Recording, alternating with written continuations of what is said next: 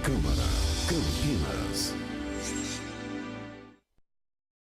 Olá, boa tarde, você que nos acompanha pela TV Câmara. Você assiste ao vivo agora a primeira parte da reunião ordinária de hoje, que tem como tema o Purple Day, que é o Dia Mundial de Conscientização da Epilepsia.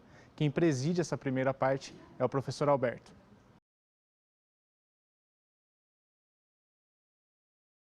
Então, o dia do Purple Day, que é o Dia Mundial da Conscientização da Epilepsia. E para isso nós temos a grande oportunidade de contar com a enfermeira Isilda Sueli Andreoli Mira Assunção, que é presidente da ASP Brasil, Assistência à Saúde de Pacientes com Epilepsia, e com o professor Dr. Li Limin, professor titular do Departamento de Neurologia da Universidade Estadual de Campinas, da nossa Unicamp, em regime de dedicação integral à docência e pesquisa. O professor Li é médico formado pela Universidade Federal do Paraná. E também conosco está o nobre vereador Jorge da Farmácia, que é o presidente da nossa comissão da pessoa com deficiência ou mobilidade reduzida. Também participa dessa nossa reunião a Rubenita Tenório de Lima, que é presidente do Movimento de Apoio ou Pessoa com Epilepsia, o MAP de Campinas. E a Maria Aparecida Gomes, também do MAP Campinas. Muito obrigado pela participação, pela presença de vocês.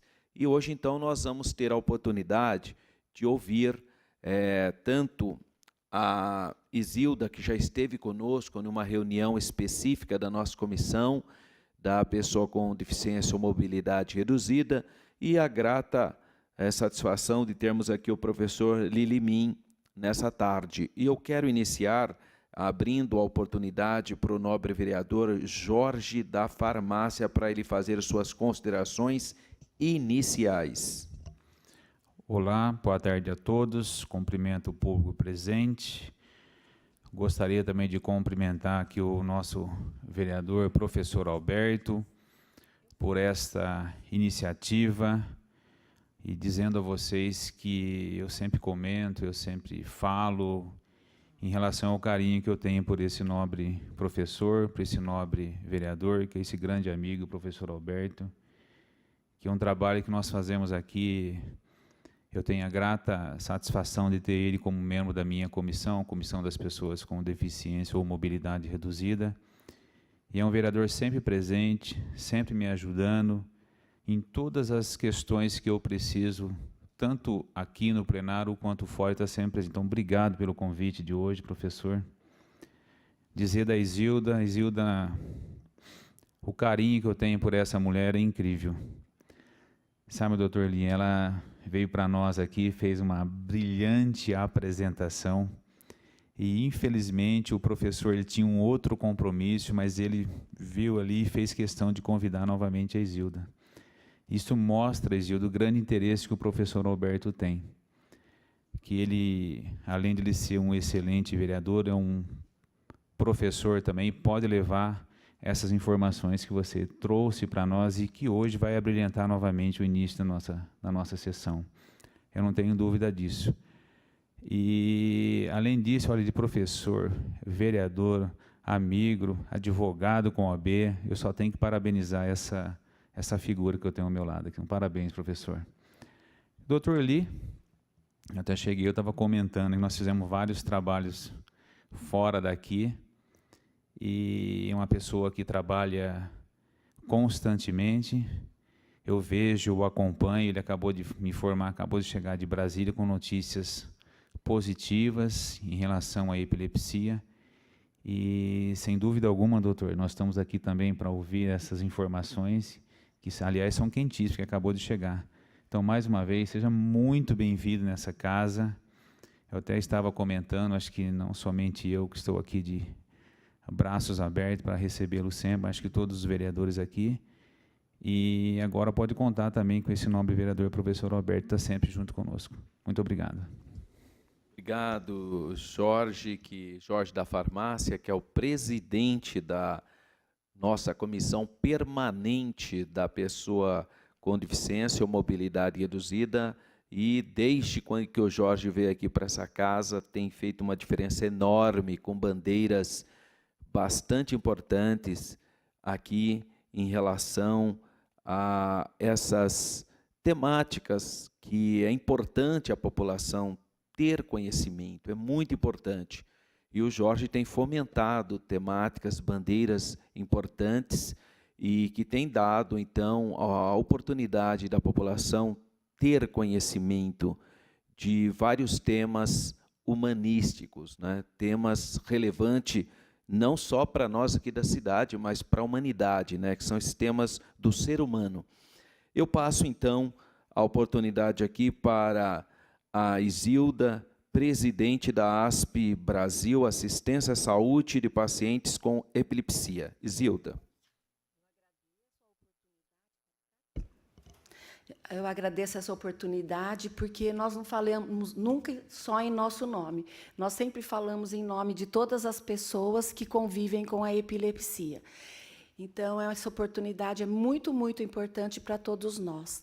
Hoje nós estamos comemorando o Purple Day. Purple Day é uma data comemorada no mundo inteiro e foi criada por uma criança canadense com 9 anos que tinha epilepsia, que tem, hoje é uma moça, e que se sentia muito sozinha, isolada, e sempre que ela tinha as crises, ela se refugiava nos campos de lavanda. Ela quis fazer alguma coisa para que as pessoas com epilepsia não se sentissem sozinhas. E, junto com a Associação de Pessoas com Epilepsia de Nova Escócia, lá no Canadá, foi criado o Purple Day. O Dia Roxo é o dia que todos nós, no mundo inteiro, nos vestimos de roxo para que as pessoas com epilepsia lembrem que não estão sozinhas e para que seja um dia de reflexão contra o preconceito e contra o estigma. A epilepsia é uma doença muito comum, entre 1 a 2% da população tem epilepsia, são 200 mil casos novos por ano, 3 milhões no Brasil, e é uma doença, apesar de ser muito, muito antiga, relatada antes de Cristo, ela vem cercada de preconceito e de estigma, exatamente porque ela é uma doença antiga, na época que não existiam os exames, e tudo era explicado como as forças sobrenaturais. Por incrível que pareça, até hoje ainda existem pessoas que pensam que a epilepsia é um castigo de Deus, é uma doença do demônio, que baba pega, que se trata no espiritismo, e muitas pessoas não recebem tratamento. Então, apenas 25 a 30% das pessoas que têm epilepsia recebem tratamento adequado. Os outros 70% não recebem, e não recebem por vários motivos no mundo inteiro. Quer seja por dificuldade de acesso ao sistema de saúde, quer seja por falta de medicamentos, quer seja por crença inadequada. O estigma e o preconceito que cerca a epilepsia, ele prejudica mais a pessoa que convive com a doença do que a própria doença, porque ele dificulta a sua inclusão nas escolas, no mercado de trabalho, nos vínculos sociais, relacionamentos. Então, a gente que tem essa vivência dentro de um ambulatório de epilepsia, com crianças, jovens e adultos, nós ouvimos com muita frequência. Eu fui convidado a me retirar da escola, porque a escola não estava preparada a me socorrer durante uma crise. Ou então é comum o médico perguntar para um pai, ele vai bem na escola, o pai diz que sim. Quando pergunta para a criança chora, porque ela sofre bullying.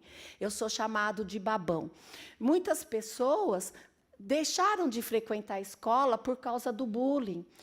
Era desagradável frequentar a escola. E, com isso, vai dificultando mais ainda o seu acesso ao mercado de trabalho. Existe um trabalho que 60% das pessoas com epilepsia não podem contar a verdade, porque podem não conseguir um emprego, o que acontece com muita frequência. E aí, se eles não contam na primeira crise, eles perdem o emprego. Mas existe um dado que é muito importante, que é de 60% a 70% das pessoas que têm epilepsia conseguem levar a vida normal, tomando remédio barato fornecido pela rede básica. Só 30% das pessoas têm epilepsia de difícil controle ou refratária. E aí, cadê esses 70% que a gente não conhece?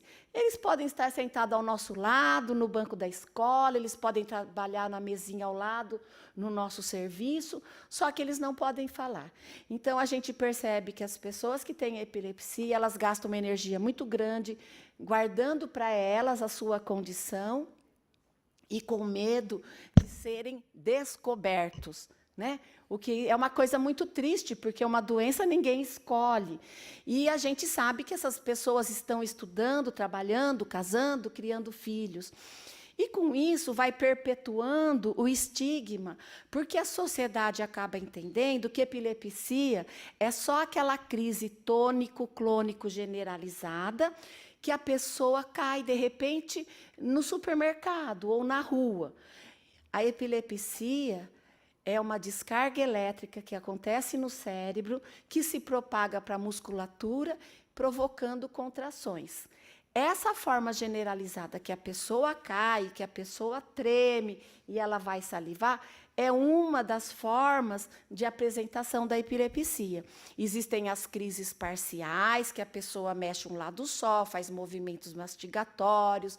Existem as crises de ausência, que são muito frequentes nas crianças, e muitas vezes o professor pensa que a criança é desatento, porque ele desliga e liga várias vezes e ela não percebe. Bebezinhos que às vezes têm sustinhos, às vezes ela vem com cheiros, né, odores, com sensações. Então, são várias as formas de apresentação. Mas, como aquele 70% não pode falar que tem epilepsia, a sociedade entende que epilepsia é só aquela manifestação generalizada que a pessoa, de repente, cai ao chão.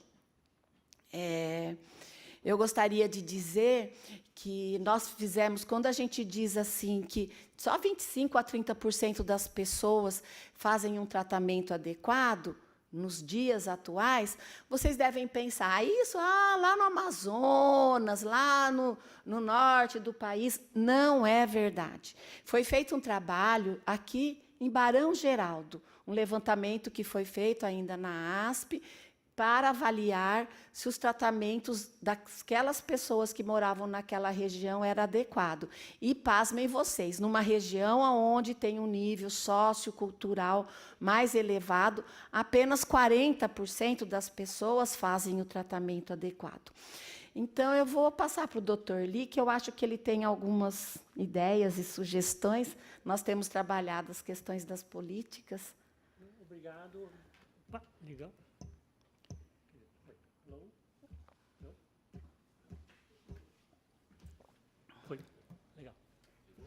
Ligou, sim. Obrigado. Primeiro, queria agradecer aqui o querido vereador Jorge da Farmácia, né, que, junto com o Tico Costa, me concedeu a honra, né, de pertencer a essa cidade com o título de cidadão campineiro, do qual eu guardo assim, com muita honra essa honraria que foi feita pela Câmara aqui. E falar que é um grande prazer estar nessa casa, com o professor Alberto, né, que nos abre essa oportunidade de estar vindo falar sobre a questão da epilepsia. Como a Isilda já bem falou, né, a questão da epilepsia, ele é uma doença neurológica muito comum e que não é só aqui essas questões que a Isilda fala que é do Brasil, ele é do mundo todo, né? Haja visto que essa questão do Purple Day tem a sua origem na Nova Escócia, Canadá, e que hoje está muito presente em mais de 70 países no globo. Isso para ver a importância e a relevância da temática, né? Então, a OMS, de fato, ela enxerga a epilepsia como um problema de saúde pública, né? Do qual toda a nação, o seu Estado, o governo, deve enxergá-lo dessa maneira. E alocar recursos para que esse cenário que a Isilda acabou de falar seja modificado.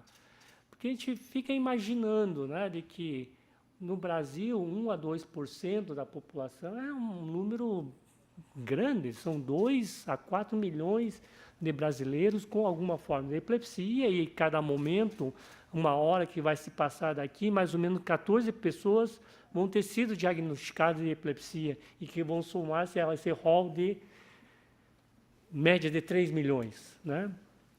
E o que acontece que é muito alarmante, que eu quero trazer, que é a questão da saúde. Né? Acho que a gente poderia discutir em várias vertentes, na educação, no ambiente de trabalho, mas na saúde que eu gostaria de ter um pouquinho mais dessa discussão, de que com uma medicação que existe aqui na rede básica, né, e que é de baixo custo, a gente consegue controlar as crises das pessoas na grande maioria.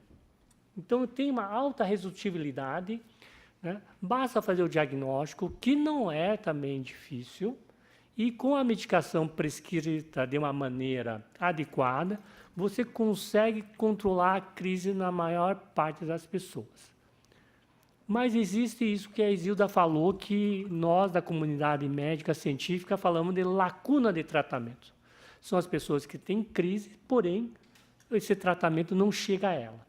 Seja porque não tem acesso ao sistema de saúde, ou seja porque a medicação é cara, mas as razões são inúmeras. E esse é um ponto importante a ser salientado, que no mundo, 70% a 80% das pessoas que têm crises hoje, elas não estão recebendo o tratamento adequado. Daí as pessoas perguntam, qual que é a consequência de não tratar? As consequências são enormes, são enormes.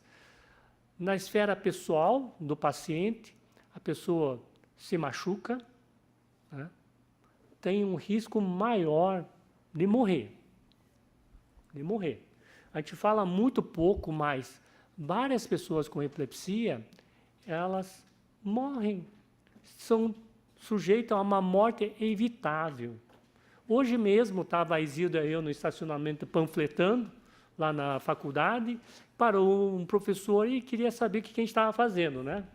2 de roxo, 2 figuras, distribuindo papel e tal, né? E nós falamos, hoje é dia do roxo, professor. Né? Daí epilepsia, eu tive 2 parentes, 2 tios, né, que tinham a epilepsia. Eles trabalhavam tudo lá na fazenda, tal, mas eles morreram. Mas morreu como? Um morreu afogado e o outro morreu queimado, em crise. E até fiz um comentário para a Isilda depois, nossa, nós realmente parecemos alguns outros países, que nem na Indonésia, em que a epilepsia é conhecida como uma doença que afoga, porque também é muito precária a situação de saúde lá, e não é infrequente as pessoas que moram em palafita terem uma crise e morrer afogado no rio.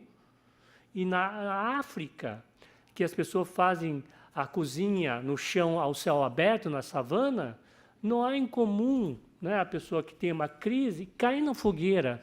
E lá a pessoa não acorde com medo de contrair esse espírito maligno que essa pessoa em crise está tendo. A percepção é essa, e elas são entendidas como a doença que queima. Então, o que eu quero salientar é que, em termos pessoais do paciente, da pessoa que convive com a epilepsia, o não tratamento, ela expõe essa pessoa a risco. Né? Mas se você olha aqui, mas é uma medicação só, né? E não requer um atendimento especializado. A própria OMS preconiza de que os casos de epilepsia sejam manejados, atendidos na atenção básica. Porque a grande maioria dos casos, elas são ditos de fácil manejo através da medicação. Isso, felizmente, nós, depois de alguns anos de conversa no Ministério da Saúde, nós conseguimos levar esse pensamento, e que foi materializado hoje através de um manual que foi impresso, foi digamos, expedido pelo Ministério da Saúde, que é manejo e conduta de pacientes com epilepsia na atenção básica e na emergência e na urgência. Está no site. Está no site do Ministério da Saúde, pode baixar, e que esse é um passo importante que o Ministério da Saúde está dando, que sinaliza, né, digamos, aos estados, aos municípios, de que, olha, a epilepsia pode ser perfeitamente manejado, né, nas unidades básicas de saúde ou pelas equipes da saúde da família, né. Aqui é um ponto que nós estamos querendo abrir esse debate para que isso efetivamente aconteça, né, porque a gente ainda vê, quando a gente fala de epilepsia, na comunidade, digamos, não só médica, mas das equipes, ainda existe um pensamento muito de que isso é de especialidade, né, e que eles não deveriam estar realmente fazendo esse atendimento. Então, a gente tem que mudar essa percepção. E a maneira como que se pode mudar essa percepção é através de cursos de treinamento, do qual a ASP já mostrou, né, no projeto demonstrativo que foi conduzido para a Organização Mundial da Saúde, de que sim, através de um treinamento básico, simples, né, as equipes tornam-se capacitadas para atender a maioria dos casos de epilepsia. E aqui é um ponto importante também que quero salientar, Jorge, né, que é a questão da assistência farmacêutica, né, porque essa medicação ela precisa ser tomada de uma maneira continuada, sem interrupção. A interrupção do tratamento medicamentoso, ela traz consequências enormes, não só de aparecimento da crise, né, recrudescência, a crise volta, mas ela volta em algumas situações muito piores, do qual os médicos chamam que levam a um estado de mal epilético, que é uma emergência, urgência, né, realmente, e que, infelizmente, nós temos, né, visto isso acontecer aqui na nossa cidade. Posso dar meu exemplo de Sim, hoje? dá um exemplo, Isilda. Infelizmente, hoje, quando eu estava no hospital, a professora me mandou uma mensagem e falou que precisava de uma orientação. Ela disse assim: eu estou no pronto-socorro atendendo uma moça com 19 anos que tem as crises controladas com remédio facilmente, porém, ela está sem remédio porque não tem na rede básica e ela estava em estado de mal. E ela não consegue trabalhar. Então, ela não tem dinheiro para comprar o remédio.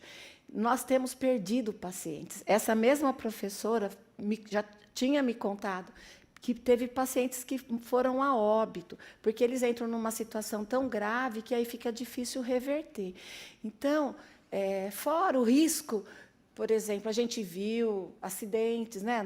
Acidentes, se a pessoa ficar sem remédio, ela pode ser prejudicial à vida dela, mas também de outras pessoas, né? Ela também expõe outras pessoas, mas é muito comum. E a questão do remédio, se a gente pensar que é um remédio tão barato, e o Jorge sabe disso, né? Ele tem nos ajudado, a gente fica muito aflito que a gente consiga garantir um tratamento adequado, né? O Jorge quer fazer uma ponta? Quero sim. Professor Isilda, é um relato que eu sempre falo, eu sempre comento lá na farmácia, quando eu estou lá, que eu pego uma receita, eu sempre oriento as pessoas, não parem de tomar esse medicamento é importantíssimo. Como a Isilda mesmo acabou de comentar em acidente, professor. Nós temos aquele acidente que ocorreu lá no Rio de Janeiro. É um fato que realmente o menino não estava tomando a medicação, aí ele perdeu a direção, além de ele matar quase, não sei quantas pessoas, não me recordo muito bem. Um bebezinho. Ele entrou num local que tinha muitas pessoas, poderia ter acontecido uma tragédia bem maior ali. E em relação a esses medicamentos, o medicamento realmente é encontrado na rede pública. Mas nós tivemos um problema aqui, foi da carbamazepina, que sumiu da 3, 4 meses sem carbamazepina. Não pode, então. E trouxe grandes problemas. Teve diretora de escola me ligando: Isilda, meu aluno está faltando às aulas. pessoas perdendo dias de trabalho. Então, medicamento que controle, que permite que a pessoa leve uma vida normal, ele não pode faltar, né? De fato, realmente isso. Então, Isilda, novamente eu deixo aberto aqui, agora eu estou junto com o professor também, eu tenho certeza que ele vai encampar essa luta conosco, que se você tiver qualquer tipo de problema, qualquer tipo de deficiência na rede pública, nos contacte bem antes, que realmente as pessoas não devem e não podem ficar sem esse tipo de medicação. Então, nesse sentido, né, que nós estivemos agora, recentemente, em Brasília, no congresso, no evento nacional da Federação Brasileira de Epilepsia, que é um órgão que congrega as associações e movimentos de apoio de pessoas com epilepsia no Brasil, e juntamente nós tivemos, que eu refiro, um momento histórico, um marco histórico lá, que foi o lançamento de uma frente parlamentar da União Nacional dos Legisladores Estaduais, né, que essa frente já começou forte e grande, com já adesão de 17 estados, parlamentares de 17 estados, né, para compor uma comissão voltado a discutir ações, políticas públicas voltado para a epilepsia, né? Então, nós estamos muito otimistas de que agora a gente possa começar a articular algum tipo de mecanismo para assegurar, né, de que sejam garantido alguma coisa em prol da causa da epilepsia. Então, essa questão da saúde em particular, que eu gostaria de aproveitar esse momento e fazer um debate aqui, conversar com os senhores vereadores, é como nós podemos tentar assegurar uma assistência à saúde, né, na atenção básica aqui. A gente sabe que existe as engrenagens, existe um sistema de saúde robusto aqui na nossa cidade de Campinas, né? O que a gente precisa é tentar articular com esse sistema para que eles começam a atender esses pacientes de uma maneira de que seja efetiva, né?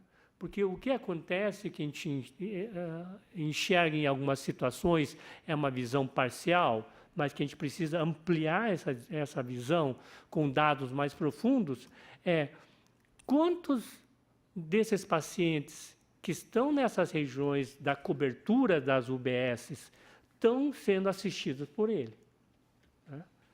Esse é um ponto importante, né? As equipes de saúde de família estão efetivamente vendo esses pacientes, estão atendendo esses pacientes. Existe o que nós fizemos um estudo já há algum tempo, bem no começo da ASP, que foi publicado na revista da Organização Pan-Americana de Saúde, que nós conseguimos mostrar de que as equipes de saúde da família e as UBSs, Unidades Básicas de Saúde, eles sim estão vendo os pacientes lá. Quer dizer, os pacientes passam lá para pegar a medicação, mas não estão sendo atendidos mesmo como deveriam ser atendidos, né? Então, o que se vê é uma qualificação insatisfatória da assistência médica, né? Isso aliado também com a questão da medicação, de que não é de uma forma contínua. Eu tive uma discussão até boa, até então, com um dos secretários anteriores sobre a questão da medicação. Ele fala, olha, a questão não é necessariamente que a gente vá culpar a assistência farmacêutica, porque a assistência farmacêutica ela é atrelada ao histórico que vem sendo, né, sendo apontado. Se as UBSs elas não estão atendendo os pacientes numa quantidade, né, esperada, aquela provisão de medicação vai ser correspondente, né? Então, precisa, ao meu ver, número um, que o sistema de saúde traga esses dados, né? Alguma maneira que a gente possa engajar o nosso sistema de saúde, Secretaria de Saúde, a efetivamente trazer esses dados, né? Que é basicamente um dado de 1% da população. 1% da população tem alguma forma de epilepsia. Desses pacientes que têm epilepsia, quantos estão registrados na sua unidade? E desses pacientes, qual que é a quantidade de medicação que está sendo prevista? Porque a gente consegue mais ou menos prever, através de alguns cálculos, qual que seria a medicação necessária para estar atendendo aquela população. Né? Então, se a medicação não está naquela quantidade, quer dizer que alguma coisa está nos dizendo sobre a não adequação da qualidade do atendimento. Então, essas são algumas coisas que eu vejo que, em termos de políticas públicas, e que a gente possa desenvolver algum instrumento, não de punitivo, mas sim de ajudar próprios sistemas a ser mais eficiente, mais eficaz na assistência desses pacientes que estão lá transitando no seu bairro. Né? Nesse momento, eles são alguns fantasmas que aparecem aqui e ali e que não estão sendo vistos na plenitude. E que o que acontece? Torna-se vulnerável a tudo isso que nós acabamos de falar. Né? Vulnerável a crises que poderiam ser controladas, vulnerável a, digamos, as flutuações da medicação que não estão sendo previstas de uma maneira, né, adequada.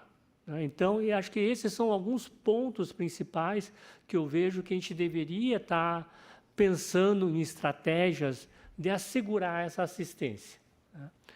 E acho que, aproveitando a conversa que eu escutei do professor, né, que tem um vínculo com as escolas, acho que é importante também começar a levar essa discussão para a escola. Né? Acho que isso é um ponto importantíssimo que nem a Isilda falou. Quer dizer, a metade das pessoas que têm as crises, elas começam as crises na infância, na adolescência. Então, essa é uma fase crítica no sentido do desenvolvimento, da aquisição de conhecimento, o reforço de aprender alguma base de conhecimento que vai lhe ser útil para a sua vida futura. Né? E, além do mais, que eu vejo que a escola, certamente, ela é um microcosmo, um tubo de ensaio para futuras gerações, os cidadãos que vão estar aqui, as próximas gerações que vão nos suceder. Então, esse é um ponto bastante importante da questão da inclusão, de que essa cidade é para todos, é para todos. E que nós precisamos começar a saber a lidar, a viver com essas diferenças, essa pluralidade, em que essas pessoas têm tanto direito como qualquer uma. Então, isso é importante para ser debatido, ampliar essa conversa na escola e também no exercício, digamos, da cidadania, digamos, das pessoas que lá estão. Nós estamos tendo uma experiência bastante positiva, que era até que a Isilda conte, né, da experiência da ASP nas escolas, de como tem sido feito isso. Isso. Começou no final de 2016, o projeto Epilepsia na Escola, e, de acordo com a demanda dos professores, ele foi expandido para transtorno do espectro autista, transtorno de déficit de atenção e de hiperatividade. E, durante todo o ano que passou, nós frequentamos 6 escolas estaduais e fizemos capacitação dos professores nesses distúrbios do desenvolvimento. E foi muito gratificante esse trabalho, e nós continuamos, e aí, depois que você entra na escola, é impossível não ir se envolvendo, né, com as outras demandas. Aí o professor Eli acabou levando dinâmicas de design thinking, e fomos elencando outras prioridades da escola, como os professores pedindo para aprender novas metodologias ativas de ensino-aprendizagem e também aumentar o vínculo da família, da comunidade com a escola. E daí nós já fomos nos capacitar num programa do Ministério da Saúde, que é o Famílias Fortes, para trabalhar com crianças entre 10 e 14 anos na prevenção do uso de drogas, trabalha com as crianças e com os responsáveis. E a professora Lília Ali, que por acaso é esposa do Dr. Li, mas é professora da pediatria da FCM, ela já vinha trabalhando com as alunas na região norte da cidade, Vila Olímpia. Nós estávamos no Jardim São Marcos, então nós resolvemos centralizar nossos esforços nessa região, que é uma região mais vulnerável, e nós estamos abraçando essas escolas. E agora, com as escolas do NAED Norte, já temos feito contato com escolas, os CEMEFs, do NAED Norte, e os CEIs, né, que são os centros infantis. No CEIs, como as crianças são muito pequenas, nós vamos levar palestras, rodas de conversa. Uma coisa, só queria voltar no que o professor Li falou. Deve ter uma porção de pessoas falando, e aí, epilepsia, por que acontece a epilepsia? Eu quero lembrar as pessoas que qualquer um de nós pode ter epilepsia. Uma grande parte das formas de epilepsia são adquiridas. A gente pode adquiri-la através de um traumatismo craniano, bateu o carro, caiu da moto, caiu do telhado, tumores no cérebro, sofrimentos fetais na hora do parto, então a falta do oxigênio, doenças infecto-contagiosas. Então, uma criança que tem uma meningite, um adulto, um jovem, pode adquirir. Os AVCs, que as pessoas chamam de derrame, né? Então, a neurocisticercose, que é aquela doença da carne de porco, só uma parcela pequena das formas de epilepsia são de origem genética ou familiar, de 5% a 10%. E uma grande parcela são adquiridas. Então, a sociedade precisa, sim, prestar atenção na epilepsia e nas pessoas que convivem com a epilepsia. Nós precisamos ter mecanismos para prevenir, né? Várias formas são preveníveis e temos que ter formas para tratar e facilitar com que as pessoas levem uma vida normal. Isso é muito importante. Você está acompanhando aqui esse trabalho do dia 26 de março, que é o Dia de Conscientização da Epilepsia. E conosco aqui, falando sobre essa temática, a Isilda, que é a presidente da ASP Brasil, e o doutor Lili Min, que é professor titular do Departamento de Neurologia da Universidade Estadual de Campinas. Também temos aqui a presença do Jorge da Farmácia, que é o presidente da Comissão da Pessoa com Deficiência ou Mobilidade Reduzida, e estou vendo aqui a professora Cidinha, Irineu e outras pessoas como a Maria Aparecida, a Rubenita. São pessoas que estão nos acompanhando e participando, então, desse dia de conscientização da epilepsia. Sabe, Isilda, Jorge, professor, doutor Li, eu, como professor, eu tive um caso, eu comentei isso com a Isilda outra vez que ela veio, de uma adolescente que me procurou e disse que não iria mais assistir às aulas porque ela tinha medo de ela era epilética e ela tinha medo de ocorrer isso em sala de aula e ela ficar rotulada de alguma... É bullying, né? O problema do bullying. E isso foi o que motivou, então, a eu tomar essa iniciativa de conversar com a classe, de preparar a classe, de entender que nós precisaríamos ser solidários, né, com pessoas que têm algum tipo de enfermidade ou deficiência. E graças a Deus que essa menina continuou, estudou, se formou, nunca ocorreu nada, mas veja que isso é um exemplo de que outras pessoas nessa mesma condição acabam abandonando projetos de vidas relevantes, importantes, por causa dessa condição, né? E por isso que é importante a conscientização como hoje nós estamos fazendo, para que não ocorra isso, né? Que as pessoas sejam inseridas, acolhidas na sua plenitude. Obrigado, doutor. Eu vou pegar esse gancho, professor Alberto, do exemplo da sala de aula, né? Então, a sua atitude foi exemplar e a gente espera que isso, né, seja replicado por todos. É um aluno, um jovem que vem ter a crise. Acontece que, infelizmente, em algumas situações, como mau preparo do professor, ou ela não sabe como lidar, né? Não é culpa dela, não houve, digamos, na sua formação, esse treinamento para lidar com essas situações. Então, essa informação não está tão disponível. E se essa professora ou professor, nessa sala de aula, diante de uma convulsão, vivenciado também por seus colegas, 30, 40 alunos, hoje na sala de aula, se ela levantar as mãos para a cabeça, para cima, e sair correndo, qual que é a mensagem que os alunos vão estar recebendo? Né? Os alunos vão estar recebendo que realmente isso aí é muito perigoso, tem que sair correndo, se afastar. Então, isso tem tudo a ver com a atitude e a educação adequada. Uma solidariedade, mas aliado também com o conhecimento, né? Porque a pessoa precisa saber o que fazer diante de uma convulsão. E é incrível que ainda existem os mitos que cercam a convulsão. Então, para trazer aqui, a gente vai tentar desmitificar aqui, a convulsão, né, durante a convulsão, o que eu devo fazer? Né, o que você deve fazer?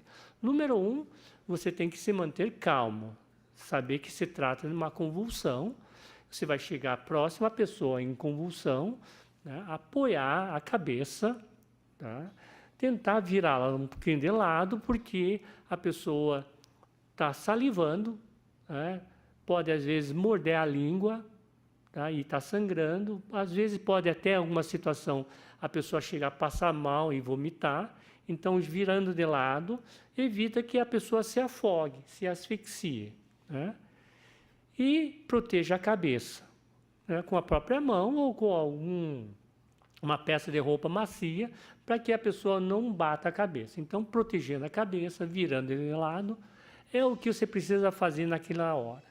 Então, olha no relógio para marcar quanto tempo está passando.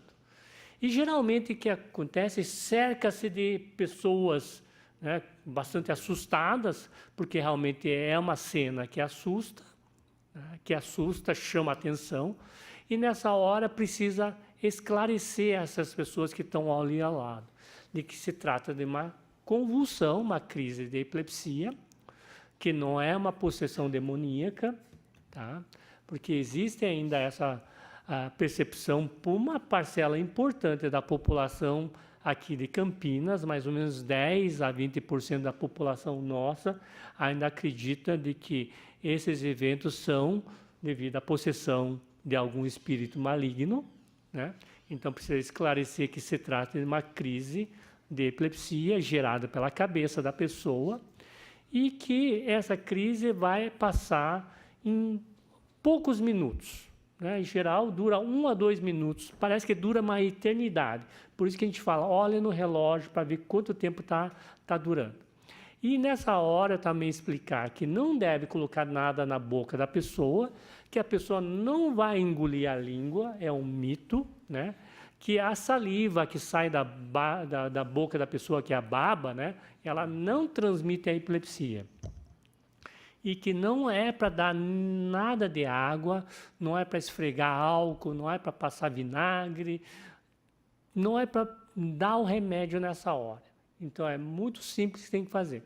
Mantenha calma, eduque as pessoas, olhe no relógio. Se a crise durar mais, daí sim precisa remover. Daí o número de remoção aqui na cidade é o SAMU 192. Isilda, quer completar? Eu quero. Ou se ela acordar e tiver uma nova crise. Não precisa chamar o SAMU por qualquer crise. Aguarda. Durou menos que 3 minutos, a pessoa vai acordar muito cansada, espera, talvez um pouco confusa, fica ao lado dela, quando ela se sentir bem, ela pode levantar.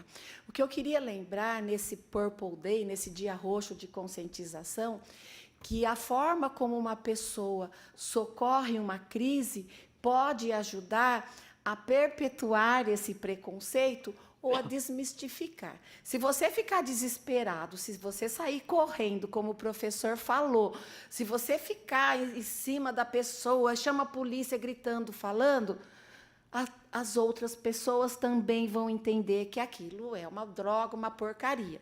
Agora, se você atender bem e acalmar, isso vai ajudar a acabar o preconceito. Uma outra forma também de ajudar a acabar com o preconceito é a forma como nós nos referimos às pessoas com epilepsia. Também tem um trabalho que foi realizado na Unicamp, o professor Lee, a psicóloga Paula, e perguntava assim para os alunos do ensino médio: você acha que o epilético pode trabalhar, o epilético pode casar, ter filhos, estudar? E a resposta era sempre não. Mas e a pessoa com epilepsia? Você acha que ela pode trabalhar? Pessoa com epilepsia pode. Pode estudar, casar e ter filhos. Ou seja, quando eu falo que uma pessoa é epilética, eu marco essa pessoa e eu digo que ela só é isso. Ela só tem essa doença e ela não é capaz de fazer mais nada. Se eu falar que essa é uma pessoa com epilepsia, essa pessoa trabalha, estuda, tem filhos, é casada e tem epilepsia. Então, a epilepsia não define a pessoa. Essa é uma forma de ajudar a acabar com o preconceito. É uma coisa muito simples, que é falar adequadamente, pessoa com epilepsia, e aprender a socorrer a crise. Como o professor falou, é muito pouco o que a gente tem que fazer, né? É proteger a cabeça e virar de lado e contar no relógio. Muito boa aqui a nossa palestra, porque traz vários esclarecimentos relevantes, mas o tempo é que sempre não nos dá a condição de nós avançarmos, né? Mas a nossa comissão, aí presidida pelo nobre vereador Jorge da Farmácia, a nossa comissão da pessoa com deficiência ou mobilidade reduzida, sempre está fomentando temáticas dessa natureza e certamente nós vamos continuar abrindo essa Casa do Povo, esse espaço tão importante para levar informações tão relevantes como o dia de hoje, 26 de março, Purple Day, Dia da Conscientização da Epilepsia. Eu quero já passar para o Jorge, vereador Jorge, fazer suas considerações finais para a gente já encerrando o nosso trabalho. Nobre vereador, professor Alberto, eu sei que realmente o horário está bem corrido, mas como de fato foi falado aqui, sem dúvida alguma, gostoso de debater, de tentar explicar cada vez mais. Eu só quero agradecer o nobre professor Alberto, a Isildo, o professor Lee, e dizer que quando o professor estava falando, eu comecei a anotar aqui, o professor Alberto, que algumas coisas tem como a gente fazer por essa casa. Por exemplo, dados de pessoas com epilepsia, a gente pode fazer um requerimento em conjunto, quantas pessoas já estão registradas, quais são os medicamentos que tem na rede, isso nós podemos fazer. Então, nós vamos fazer, depois nós vamos encaminhar vocês. Tá? Muito obrigado. Isilda, acho que dá ainda para você mandar um recadinho aí nesse um minutinho. Oi. Professor, só um momentinho também, que eu esqueci de comentar também. Eu queria ver com o nobre professor Roberto, com a Isilda e com o professor Lee, se há a possibilidade de a gente tentar conversar com a secretária de Educação para tentar levar essa palestra para os nossos educadores municipais aqui. Eu acredito que na parte deles não vai ter problema nenhum, que são pessoas do bem, pessoas que sempre querem explicar e expandir cada vez mais. Então, nós agradecemos essa oportunidade de podermos falar hoje e esclarecer sobre a epilepsia. Adorei as propostas do vereador Jorge. Desburocratizar a compra do remédio é uma coisa muito importante e a gente também poder participar na escola. Muito obrigada, professor Alberto, por essa oportunidade. Obrigado, Isilda. Doutor Lee, o senhor tem 1 minuto para fazer suas considerações finais. Não, número 1, agradeço essa abertura, essa oportunidade de estar aqui, como o senhor falou, Casa do Povo, e a gente está falando, né, para vocês mesmo do que Eu acredito que a nossa sociedade, nossa comunidade, só tenha a se beneficiar se a gente souber mais, né? Acho que a questão da preconceito, do estigma, ela tem suas raízes, digamos, no passado, onde o conhecimento era limitado.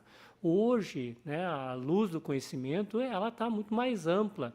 E ficamos muito felizes que essa casa hoje irradiou um pouquinho desse conhecimento, ampliando, né, as possibilidades das pessoas enxergarem a epilepsia sobre uma nova perspectiva. Acho que esse é um ponto importante, de que a epilepsia não é um bicho de 7 cabeças e que todos têm a ganhar se a gente conseguir tratar os nossos companheiros da cidade, as pessoas que vivem aqui, de uma maneira solidária. Então, nesse dia 26 de março, vista roxo, que dá tempo ainda. Obrigado, doutor Lia, obrigado, Isildo, obrigado, Jorge, obrigado, Maria, da MAP Campinas, Rubenita, também presidente do Movimento de Apoio à Pessoa com Epilepsia. Eu queria aqui deixar um site que pode ajudar você que quer mais algum material, é o www.aspbrasil.org. Então, você pode acessar esse site, www.aspbrasil.org, porque lá você vai ter informações bastante relevantes, e você também, que é de escola particular, ou mesmo de escola do Estado, ou municipal, você pode convidar a Isilda ou o Dr. Lee, eles estão à disposição para fazer esse trabalho de conscientização na sua escola, para os seus alunos, ou para uma igreja, ou para uma instituição, para que quanto mais pessoas estiverem conscientizadas do que vem a ser a epilepsia, nós poderemos ajudar muito mais pessoas e vamos ter uma sociedade muito melhor. Muito obrigado e uma boa noite para todos. Obrigada.